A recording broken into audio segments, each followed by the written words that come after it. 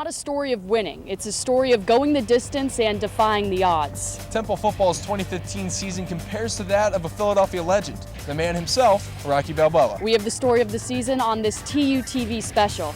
And it starts right now.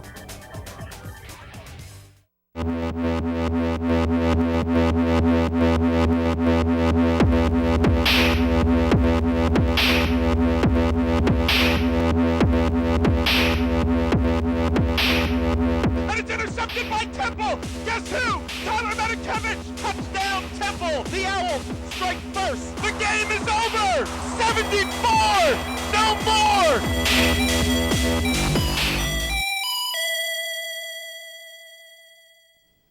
Hello and welcome to TUTV's special presentation of Temple Football 2015, a season to remember. I'm Tommy Sladak. And I'm Becca Hendrickson. Remember these numbers: 2-10, 6-6, 10-4 in that order. In a 3-season turnaround, head coach Matt Rhule produced the best regular season football team in school history.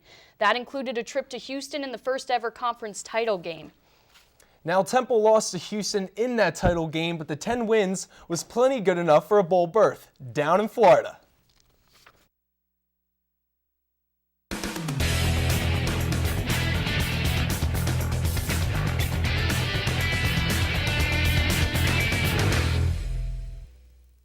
Temple headed into the bowl season ranked 24th in the nation at 10-3, and in their way, the 9-2 Toledo Rockets in a Marmot Boca Raton Bowl down in South Florida. The last time these two teams met was in 2011, when the Rockets came away with a 23-point win. The Navy SEALs, seen in the beginning there, making quite the entrance. I can hear USA chants all the way up here in Pennsylvania. In the first quarter, Temple up 3-0 until a botched handoff between P.J. Walker and Jihad Thomas leads to a safety. 3-2 isn't your average score, and the weather surely wasn't average either. The off-and-on monsoon persisted the whole game, but the fans stayed loyal for the most part. Early in the second quarter, Philip Ely finds Corey Jones, who for Temple's defense's sake must have oiled up beforehand because they could not tackle this guy. Tyler Matakevich giving his teammates an earful after that one. Tackling certain an issue throughout that game, and the Rockets would take a 12-3 lead heading into halftime. Moving to the final minutes of the third quarter, Owls trailing 12-9. Ely and Toledo showing they weren't giving up the lead without a fight.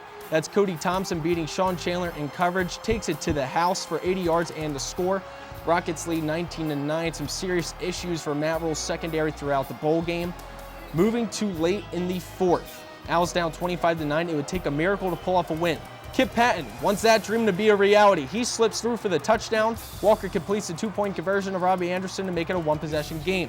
2:50 on the clock, and it's Tyler Mays who tries the onside kick to himself, and it's Mays who seems to have recovered the football. The kicker thinks so, and so do his teammates, but oh boy, the refs think otherwise. They give the ball to Toledo. This controversial call will be talked about from Temple fans for years and years to come. That right there could have gave a completely different outcome. The Owls' dreams of a comeback are crushed as Kareem Hunt bulldozes past everyone for another touchdown. Toledo goes on to beat Temple in a Boca Bowl by a final score of 32-17. The Owls finish their historic season with a 10-4 record. Now, not only did Toledo win the game, but they swept pretty much every statistical category as well. Philip Ely won the QB battle in the air. The Rockets pounded out 150 yards on the ground. Despite that torrential downpour, what Temple did win was the time of possession, but by just a few minutes. The stat that really matters, though, was turnovers. PJ threw one interception while Ely had a near-perfect day. How'd he do that in the rain? We've said it all year about this Temple team: win the turnover battle, win the game, and with that loss, seniors like Tyler Matakevich in their Temple careers heartbroken. I mean, this just sucks, you know. Last time wearing this uniform, so I mean, it definitely sucks. But I mean, this team's got a bright future. You know, I mean, they should hold their heads high. We had a great year. You know, we accomplished so much more than any other Temple team in a long time. So, I mean, that's definitely something to hold your head high. But this one definitely hurts. The biggest thing I take away is just, you know, making the friendships that I have here, you know, with all these guys, and you know, I mean, as of right now, that's, you know, what I'm thinking about is all these other seniors that helped build this program, and You know, I know they're just gonna get better from here, and they're gonna keep moving in the right direction. Like Temple's on the rise, and I don't care what anyone says. Like I know what happens with this team. You know what I mean? I'm around them 24/7, and we're going in the right direction. An emotional Tyler Matakevich there. It certainly wasn't the ending that Temple wanted, but just getting to a bowl game was a victory for a team that won only 2 games a few years ago. And getting there may have been the hardest part. We are joined now by Vince Call, who was a part of the TUTV team that made the trip down to Boca Raton. Vince, this is a team that has been left out of the college football postseason for 4 years now. The long and winding buildup was there. The excitement throughout Temple and Philadelphia was there, but unfortunately, a win was not. Exactly right. Exactly right. And for those who put a check in the win column for Temple before the game even began, made a huge mistake. Temple went down to Boca as the favorite to win its first bowl game in 5 seasons. Last year, the Owls were bowl eligible but didn't get a bid. This time around, no one can ignore the 10-win regular season. Unfortunately, the Owls didn't leave their best for last. Heartbreak. That was the feeling when the final whistle sounded at FAU Stadium for the Boca Raton Bowl, which was the first bowl game for head coach Matt Rhule and all of the Temple players. Obviously, just extremely disappointed with the way we played. It falls on me, you know. Just everyone that watched it, that just wasn't good enough football. That's a good offensive line. It's a veteran group of dudes. They play really well together and they're well coached. The offense failed to get in a rhythm as their lone touchdown came in the 4th quarter. Temple's 3 other trips to the red zone resulted in short field goals, something the Owls could not afford down the stretch. Yeah, we'll have a big play early, first down, and second down we have a negative play. So that just got to stop. You know, we got to go out there and keep the chains moving. I mean, it's cool to have a bad play here and there, but not every time we get a big first down. We gotta get that second down play. We got to be a positive play as well. A little upset. I mean, it sucks to lose, but hats off to Toledo. You know, they played a great game on both sides of the ball. Although Temple's first 10-win season since 1979 ended on a sour note, the seniors of this team turned this program around just 2 seasons after a 2-win 2013 campaign. I've been here at the worst times from 2-10 to 10-3. You know, it's just been a hell of a year, and my team. I love my teammates. I love all my coaches. Like Temple's on the rise, and I don't care what anyone says. Like I know what happens with this team. You know what I mean? I'm around them 24/7, and we're going in the right direction. The seniors on this team may be hanging up their jerseys for good, but the underclassmen have a lot to look forward to under head coach Matt Rhule. Vince, best of luck to you, my man, and unlike Becca and I, you, sir, have 3 more years to cover this team, so have fun with that. Thanks, guys. You're the lucky one. Now, one play certainly didn't define the bowl game loss, but one Toledo touchdown did change the tone. Jared Phillips is in the newsroom with the breakdown of how the Rockets made the Owls look like the Philadelphia Eagles. Hi, Jared. Thanks, guys. Temple's defense started the year as one of the strongest in the country, but we saw these guys wear down a bit over the second half of the season. In the Boca Raton Bowl, 3 big things stood out on the defensive side of the football. First, a non-existent pass rush. The Owls did not get to quarterback Philip Ely all game. Second, missed tackles all over the field. And finally, blown assignments in the secondary. I have 2 big plays for you that especially highlight these issues. Here we have Toledo's first touchdown of the game. Philip Ely in the shotgun with a quick throw on the outside to Corey Jones. The junior from Pittsburgh runs a simple stick route here, and he breaks tackles everywhere. I'm talking not 1, not 2, not even 3. Let's count them. That's 5 missed tackles as Jones makes his way to the pylon. Very uncharacteristic of this Owls secondary to whiff on that many tackles. Now, Temple allowed Ely to throw for 285 yards and 2 touchdowns in this game. Next up, we have one of the biggest plays of the game coming from Toledo's offense. Nick Hairston in at safety here, and he's cheating up a bit to play the run. And you see Ely in the shotgun again, and a simple play fake sucks Hairston in, and that leaves Sean Chandler to guard Cody Thompson over the top, and Thompson has him beat. It's an easy pitch and catch and a foot race to the end zone.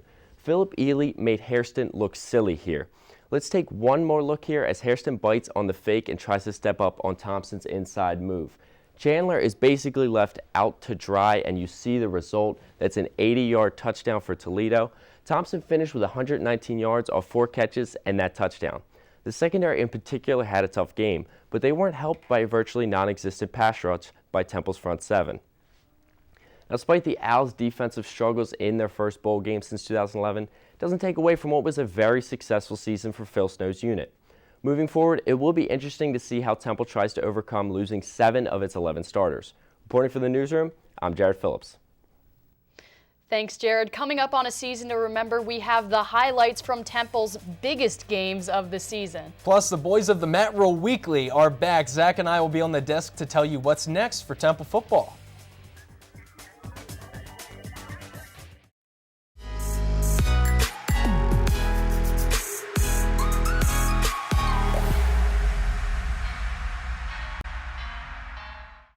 Special Teams saves the day in Foxborough, Massachusetts, and the Temple Owls are 3-0. The Philadelphia Inquirer's Mark Narducci will be joining us in the studio to talk some Temple football. The Matt Rhule Weekly is live, and it starts right now. Temple's rested up after a nice bye week. They play in Charlotte under the lights on Friday. Coach Rhule is back for his weekly press conference, and later on in the show, OwlScoop.com chief editor John DiCarlo joins us in the studio to talk Owls football. The Matt Rhule Weekly is live, and it starts right now. All right, well, when we return, OwlSports updates, John Ginsberg is live in the newsroom with the great fan perspective. The Matt Rhule Weekly will be right back. Don't go anywhere.